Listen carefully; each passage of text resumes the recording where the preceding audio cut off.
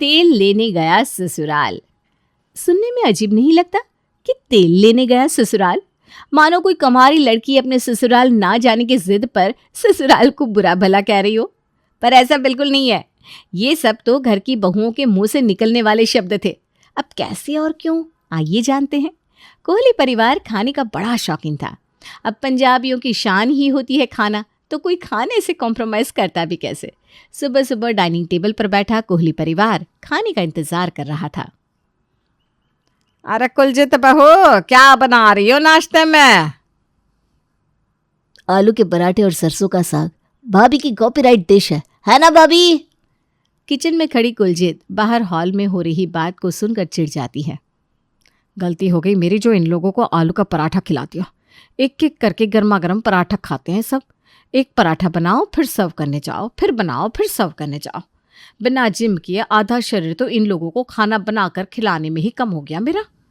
एक बार बनाकर रख भी नहीं सकती कि सभी खुद लेकर खा ले, क्योंकि ठंडा खाने की आदत तो इस घर में किसी को है नहीं। बेचारी कुलजीत पराठे में ही रो रही थी कि सैंकी कहता है, पर आज तो मुझे बेबी कॉर्न और पनीर चिल्ली खाने का मन था कुलजीत, और रात को पूरी और आलू दम की सब्जी। वाह वाह वाह वाह, मजा आ जाएगा भाई। खाने का नाम सुन सुनकर और खाने का स्वाद सोच सोचकर पूरे कोहली परिवार के मुंह में पानी आ चुका था। और फिर आती है रसोई से हाथ में खाने की ट्रे लिए कुलजीत। ये है आप सबके लिए फुलके और आलू की तरी वाली सब्जी।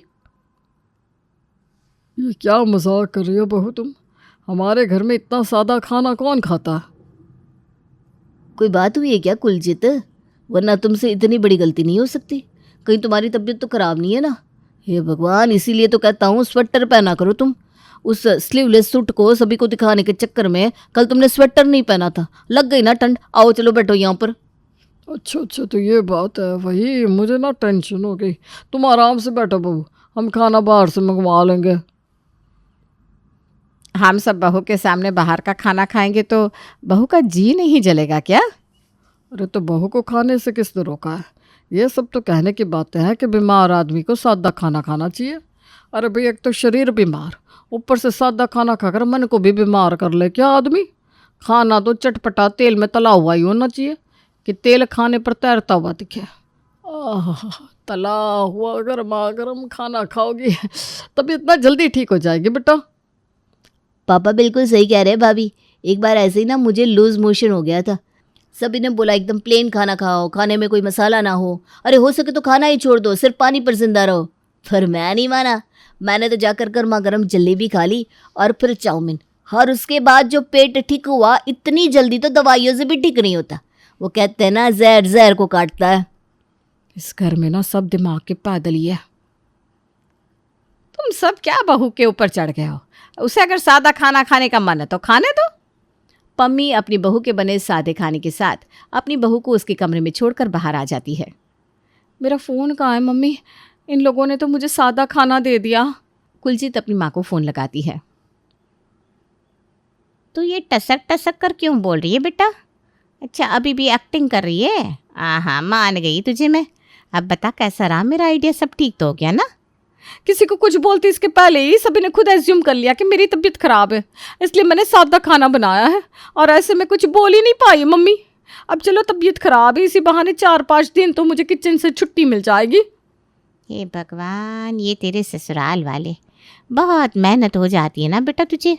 बहुत नहीं मम्मी, बहुत ही ज़्यादा। इतना बड़ा परिवार और सभी एक नंबर के चटोरे। बस मैं तो खाना ही बनाती रह जाती हूँ इनके लिए। मुझे भी तो फ्रीडम चाहिए भाई किचन से। अरे तो करवा दे रोहन की शादी, देवरानी आ जाएगी तो कम से कम काम तो कम होगा।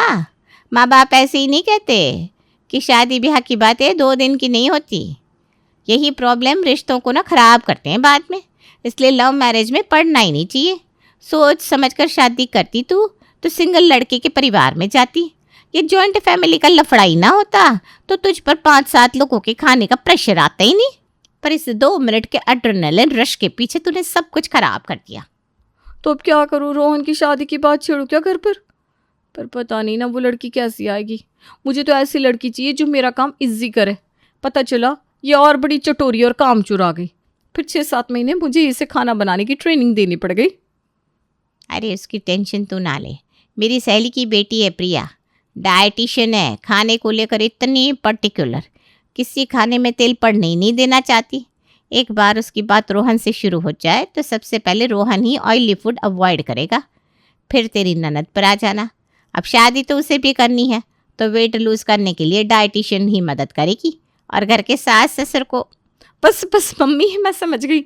अब घर के बड़े बुजुर्गों को तेल खाने से रोकने के लिए डाइटिशियन के पास बहुत सारे कारण होंगे, और ऐसे करके सभी आ जाएंगे साथ दिखाने पर, और इससे रसोई के झंझट से मुझे मिल जाएगा छुटकारा। और अपनी बेटी के काम को हल्का करने के लिए सुजाता प्रिया से रोहन को इंस्टाग्राम पर फॉलो रिक्वेस्ट भेजने को कह देती है, और बिना देर किए रोहन रिक्वेस्ट एक्सेप्ट कर लेता है, प्रिया से बात करना शुरू कर देता है। कुछ ही दिनों में चैटिंग फ़ोन कॉल में बदल जाती है। कितनी अच्छी बातें करती हैं आप, सच में मुझे कोई पहले ऐसा मिला ही नहीं जो मुझे गाइड करे। मेरे घर पर तो मैं जिस चीज़ पर हाथ रख देता था हमेशा मुझे वो मिल जाती थी। पर ये तो गलत है ना रोहन। इंसान को भगवान ने ऐसा बनाया है कि वो चाहे तो अपने आप पर कंट्रोल करके इस हवा के रुख को भी रोक सकता है। तो तुम्हें क्यों हवा की तरह बहता हुआ बनना है? हवा को रोकने वाला बनो ना। वाह यार, तुम कितनी अच्छी बातें करती हो प्रिया। I love you. मेरा मतलब आई वॉज अमेज्ड। अब प्रिया का असर रोहन पर हो रहा था, तो रोहन का भी असर प्रिया पर होना ही था। प्यार चीज़ ही ऐसी होती है जनाब। छत पर टहल रहा रोहन प्रिया को कॉल लगाता है। तुमने कहा था ना प्रिया कि विटामिन डी लिया करो, सेहत के लिए अच्छा होता है, तो आज छत पर टहल रहा हूँ मैं। तुम बताओ क्या कर रही हो? क्या करूँगी, मुझे बाहर ले जाकर खिला खिला कर तुमने मेरी आदत बिगाड़ दी है। पता है ना ये रिफाइन ऑयल कितना ख़राब होता है सेहत के लिए। तेल नहीं खाना चाहिए रोहन, पर तुम्हारे चक्कर में मुझे भी आदत लग गई। पर हाँ, मैं रिफाइंड ऑयल का खाना नहीं खा रही हूँ, मैं मस्टर्ड ऑयल इस्तेमाल कर रही हूँ। This is good for health. गांव में लोग इसी से खाना बनाते हैं, इसलिए उनकी तबीयत अच्छी होती है। तो अब से तुम मस्टर्ड ऑयल में खाना खाऊंगा। अब कुलजीत सभी के लिए खाना बनाती है, और जैसे ही वो खाना रोहन के सामने रखती है, रोहन प्लेट पीछे कर देता है। ये तली हुई पूरी और सब्जी आपकी फेवरेट है भैया, ये नहीं खाएंगे क्या आप? ये पूरियों को रिफाइंड ऑयल में फ्राई किया होगा ना भाभी, और रिफाइंड ऑयल कितना ख़राब होता है शरीर के लिए, पता भी है आपको। मैं इस तेल में बनाया खाना नहीं खा सकता, और वैसे भी कुछ दिनों में मेरी और प्रिया की शादी होने वाली है, और शादी में मैं मोटा नहीं दिखना चाहता। ये कहकर रोहन अपने कमरे में चला जाता है। मम्मी की चढ़ाई हुई मेहंदी तो बहुत ही जल्दी रंग लाने लगी। सही है सही है, अभी तो प्रिया आई भी नहीं और घर का एक मेंबर आउट हो चुका है। जब वो आएगी तो पक्का मेरी प्रॉब्लम ठीक हो जाएगी। अब पूरा घर प्रिया से बात करने लगता है, और सभी को प्रिया अपनी एडवाइस देने लगती है। कुछ दिनों बाद प्रिया के घर वाले रोहन के घर जाकर दोनों बच्चों के रिश्ते की बात कर लेते हैं, और बहू बनकर प्रिया रोहन के घर आ जाती है। अगली सुबह शादी से थके हारे जब सभी सो रहे थे, तो ऐसे में पम्मी को लग जाती है भूख, और वो निकल जाती है मार्केट। रास्ते में पम्मी आलू पकौड़े पैक करवा रही थी, जहाँ उसे रेडी पर खड़ा देखकर पड़ोसन सुषमा कहती है, ये तो इस तरफ उस तरफ वाली बात हो गई मम्मी। तेरी बहू आई है डाइटिशियन, और ये तू तेल के तले हुए पकोड़े खा रही है। 3-4 बार पकोड़ों को तल कर रखता है ये पकोड़े वाला। अरे तो क्या हो गया, तेल खाने से कोई मर थोड़ी ना जाता है। ये लोग दारू पी रहा है, सिगरेट पी रहा है, वो सब तो नहीं कर रहे ना हम लोग। खा लेने दे सुषमा, इसे आखिरी बार खा रही है, क्योंकि अब बहू घर पर आ चुकी है। अब वो इसे इतना तेल मसाले वाला खाना तो खाने नहीं देगी। अपने ससुराल में आने के 2 दिन बाद ही एक अच्छी बहू की तरह प्रिया किचन में जा रही थी, तभी उसे उसकी माँ की आवाज़ सुनाई देती है। रुक जा प्रिया, तू अगर रसोई में चली गई तो अनर्थ हो जाएगा। समधन जी, आप यहाँ अचानक, सब ठीक तो है ना? अभी तक प्रिया ने रसोई का चूल्हा नहीं छुआ है ना समधन जी, क्योंकि अगर प्रिया ने ऐसा किया होगा तो फिर इस घर को कोई नहीं बचा पाएगा। नहीं आंटी जी, अभी तक तो प्रिया ने रसोई में पैर भी नहीं रखा। वो तो बस अभी अंदर जा ही रही थी कि आपने आवाज़ लगा दी। हाश, बच गए। वो क्या है ना समधन जी, एक बहुत ज़रूरी बात मैं आपको बताना भूल गई थी। बहुत साल पहले रसोई का काम करते हुए हमारे गांव की एक दुल्हन मर गई थी, और मरते मरते उसने गांव के सभी ससुराल को श्राप दे दिया। वो श्राप हम लोगों के ऊपर भी आया, और उस श्राप का काट एक ही है कि हमारे यहाँ लड़की के विदा होने के 2.5 महीने के बाद एक पूजा होती है, और उस रस्म के बाद ही लड़की अपने ससुराल की रसोई का कोई काम कर सकती है, वरना वो बुरी आत्मा लड़की के ससुराल वालों को भस्म कर सकती है। ये बात उमा कहती है, और वहाँ कुलजीत बेहोश होकर धड़ाम से फर्श पर गिर जाती है। क्या जिंदगी है साला। इतना दिमाग लगाकर देवरानी लेकर आई और देवरानी आते ही 2.5 महीने की छुट्टी पर चली गई। अब उसका खाना भी मुझे ही बनाना पड़ेगा। रसोई में कुलजीत खुद में बड़बड़ा रही थी, तभी रोहन मस्टर्ड ऑयल का पैकेट लेकर किचन में आता है। लीजिए भाभी, वो उस दिन आप मुझसे नाराज़ हो गई थी ना, क्योंकि मैंने आपके हाथ की पूरी और सब्जी नहीं खाई थी। मैं बिल्कुल खाऊंगा, बस मेरा और प्रिया का खाना आप इस तेल से बनाइएगा। बाकी जिसका खाना है जिस तेल में बनाना हो बना लीजिए, मुझे कोई दिक्कत नहीं है। ये सरसों का तेल क्यों लेकर आए हो रोहन? हमारे घर में तो रिफाइन यूज़ होता है। वही तो भाभी, ये गलत है, मुझे प्रिया ने बताया। रिफाइन से कोलेस्ट्रॉल हो सकता है। मुझे इतनी जल्दी नहीं मरना, मुझे तो अपनी प्रिया के साथ ज़िंदगी गुजारनी है। इसलिए उसकी बात मानकर मैंने ये तय कर लिया कि मैं सरसों के तेल में बना खाना ही खाऊंगा। देवरानी के आने से काम बट जाएगा, कुछ ऐसे ही कहा था ना सुजाता ने। पर बेचारी कुलजीत का काम तो बढ़ गया था। अब उसे अपनी देवरानी का खाना भी बनाना पड़ रहा था, वो भी दूसरे तेल में। जितनी कुलजीत बिजी थी उतनी ही प्रिया फ्री। रात को घूमती हुई प्रिया स्नेहा के कमरे में जाती है, जहां वो देखती है कि स्नेहा शीशे के सामने बैठी मेकअप कर रही है। वीडियो में बताया था कि इस तरह से कॉन्टूर करने से मेरा चेहरा पतला लगेगा, पर चेहरा मोटा लग रहा है ना मेरा। क्या हो गया दीदी, आप इतनी रात को अपने चेहरे को पतला क्यों बनाना चाह रही हो? वो क्या है ना भाभी, कुछ है जो आपको बताना चाह रही थी। एक राज की बात बताती हूँ, प्लीज़ आप किसी को बताना मत। वो ना मेरे कॉलेज में एक लड़का मुझे बहुत अच्छा लगता है, पर मुझे भाव ही नहीं दे रहा। अब बाकी लड़कियाँ कह रही हैं कि मेरा वज़न ज़रा ज़्यादा है ना, मुझे फिट होना होगा, स्किन ग्लो करनी चाहिए तभी कुछ हो सकता है। पर मेरे चेहरे पर तो इतने सारे दाग धब्बे और पिंपल हैं। अब ऐसे में वो लड़का मुझे कैसे भाव देगा? अरे तो उसके लिए तुम ये मेकअप कर रही हो। अरे भाई, कभी ना कभी तो मेकअप हटेगा और उस लड़के को तुम्हारी सच्चाई पता चल जाएगी। फिर वो तुमसे और ज़्यादा नाराज़ हो जाएगा। चेहरे पर वही दिखता है जो पेट में होता है। तुम लोग ये तला भुना खाते हो, इसी के कारण तो शरीर की ये हालत है और चेहरे की ये। तुम ना रिफाइन खाना ही छोड़ दो और ओलिव ऑयल में स्विच करो। ऑलिव ऑयल का बना हुआ खाना तुम्हारे वेट को ज़्यादा बढ़ने नहीं देगा।